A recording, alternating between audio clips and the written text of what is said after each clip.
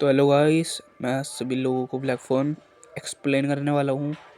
तो मूवी की स्टार्टिंग होती है बेसबॉल गेम से, जहाँ पर सभी बच्चे बेसबॉल खेल रहे होते हैं। यहाँ पे हमको मेन कैरेक्टर दिखाया जाता है जिसका नाम फिनी ब्लेक होता है, और सेकंड कैरेक्टर जिसका नाम ब्रूस वैंस है। हालांकि हमको फिनी ब्लेक की बहन भी दिखाई जाती है जिसका नाम ग्वेन होता है।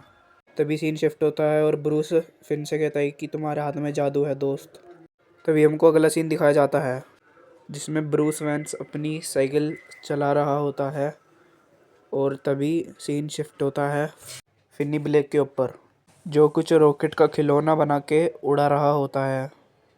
जिसके बाद हमको ब्रूस वैंस दिखाया जाता है जो रॉकेट को देख के हंस रहा होता है। मगर मगर तभी एक ब्लैक वैन आती है जिसके बाद स्क्रीन ब्लैक पड़ जाती है एकदम, जहाँ स्क्रीन चेंज होती है फिनी ब्लेक के घर पे, जहाँ पर फिनी ब्लेक खाना खा रहा होता है और उसके पापा चाय के साथ न्यूज़पेपर पढ़ रहे होते हैं।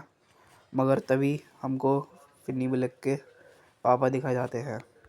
अब स्क्रीन स्कूल की तरफ शिफ्ट होता है जहाँ पर ग्वेन और फिनी स्कूल जा रहे होते हैं बातें कर करके। मगर तभी तभी फिनी ब्लेक देखता है एक नया पोस्टर जहाँ पे हमको ब्रूस वेंस दिखाया जाता है, जो मिस्टर यमाडा ब्रूस वेंस के फादर ने वहाँ पे रखा होता है। और फिर वो बात करते हैं कि क्या वो उसको ढूंढ पाएंगे।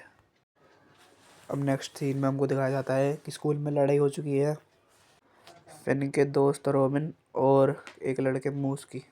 तभी मूस और रॉबिन में बातचीत होती है। मूस बोलता है कि तू अपने आप को समझता क्या है, मैं तेरे को एक मुक्के में मार सकता हूँ। फिर रॉबिन बोलता है तो मारना।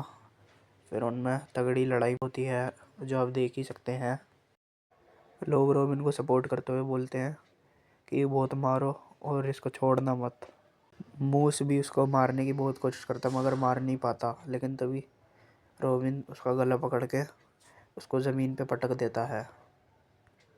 रॉबिन मूस को नीचे पटकने के बाद उसके मुंह पे बहुत मुक्के मारता है, जिससे उसका मुंह नाक से खून निकलने लगता है। फिर तभी फिन अपनी बहन को बोलता है चलो यहाँ से। तभी गwen बोलती है क्या हो रहा है। फिन बोलता है मुझे फ़र्क नहीं पड़ता। गwen बोलती है मूस के साथ यही होना चाहिए था जो उसने तुम्हारे साथ पिछले साल किया। फिन बोलता है कोई इस लायक नहीं होता। सीन के एंड में हमको वही ब्लैक वैन दिखाई जाती है। नेक्स्ट सीन में फिनी ब्लैक हमको क्लासरूम में दिखाया जाता है जो अपने रॉकेट के साथ खेल रहा होता है। मगर तभी स्कूल के रिसेस की बेल बजती है। फिर सभी बच्चे अपना बैग पैक करके रिसेस के लिए बाहर निकल जाते हैं। फिर तभी स्कूल के बच्चे उसको मारने के लिए उसका पीछा करते हैं। फिनी ब्लैक दौड़ के वॉशरूम की तरफ जाता है। वो उन बच्चों से छुपने के लिए वॉशरूम के अंदर छुप जाता है। तभी उसका पीछा करते करते वो लड़के वहाँ पे पहुँच जाते हैं और बोलते हैं कि डरपोक की तरह छुप के बैठा है, बाहर निकल। उसकी बातें सुन के फिनी ब्लैक भी बाहर आ जाता है। देखते देखते रॉबिन भी वहाँ आ जाता है। रॉबिन उन लड़कों को बोलता है मेरे रास्ते से हट जाओ, और फिन को हाय बोलता है। रॉबिन फिन से पूछता है क्या चल रहा है। फिन बोलता है बस चल रहा है। वो लड़के जा ही रहे होते हैं। फिर तभी रॉबिन उन लड़कों को बोलता है अगर फिन से फिर से लड़ाई करी तो तुमको मैं छोड़ूंगा नहीं। और रॉबिन कहता है अब तुम जा सकते हो। फिन रॉबिन को थैंक यू बोलता है। तभी रॉबिन फिन को बोलता है तुमको कभी ना कभी तो इनसे लड़ना ही पड़ेगा। फिन बोलता है हाँ मुझको पता है। रॉबिन फिन से कहता है क्या तुम मैं स्कूल के बाद मेरे घर आ सकते हो, मिस्टर जॉनसन मेरे को ढंग से नहीं पढ़ा पाते, अगर इस बार फेल हुआ तो मैं स्कूल से सस्पेंड हो जाऊंगा। सीन ग्वेन की क्लास में शिफ्ट होता है जहाँ पर कुछ ऑफिसर आते हैं। वो प्रिंसिपल के ऑफिस में उसको बुलाते हैं। प्रिंसिपल बोलती है दो डिटेक्टिव तुमसे मिलने आए होते हैं, वो तुमसे कुछ बात करना चाहते हैं। डिटेक्टिव ग्वेन को बिठाते हैं और उससे सवाल पूछते हैं कि ये सच है कि तुम एमी अमाडा की दोस्त हो? ग्वेन बोलती है हम साथ में पढ़ते हैं। डिटेक्टिव पूछते क्या वो सही है? ग्वेन बोलती हाँ वो सही है। डिटेक्टिव ग्वेन को उसके सपने के बारे में पूछते हैं क्योंकि ग्वेन को अजीब से सपने आते हैं। वो बोलते हैं कि तुमको ब्लैक बैलून के बारे में कैसे पता चला? ग्वेन बोलती है सिर्फ सपने हैं। अभी एक डिटेक्टिव बोलता है हमको सीन में 2 बैलून मिले थे। एक ऑफिसर पूछता है तुमको बैलून के बारे में किसने बताया? वो बोलती किसी ने नहीं। ऑफिसर फिर से बोलता है गुस्से में तुमको किसने बताया? ग्वेन बोलती है हमको किसी ने नहीं बताया। तुमको लगता है कि मैं ग्रैबर हूँ या मैंने ब्रूस वेन्स को किडनैप करा है? ग्वेन उन ऑफिसर को बोलती है तुम लोग पागल हो चुके हो। तभी प्रिंसिपल ग्वेन को डांटती है। फिर डिटेक्टिव आराम से बोलता है और पूछता है तुम हमको सच क्यों नहीं बता देती? फिर ग्वेन बोलती है कि कभी कभी मेरे सपने सच भी हो जाते हैं।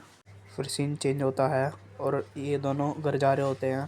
फिर ग्वेन बोलती है कि मैं असूजी के घर पे रुकूंगी। ग्वेन बोलती है कि मैं सुबह तक घर आ जाऊंगी।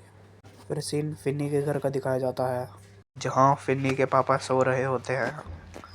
और फिर फिन्नी चुपके से जाकर फ्रिज की तरफ आइसक्रीम का एक डिब्बा निकाल कर टीवी देखने लग जाता है।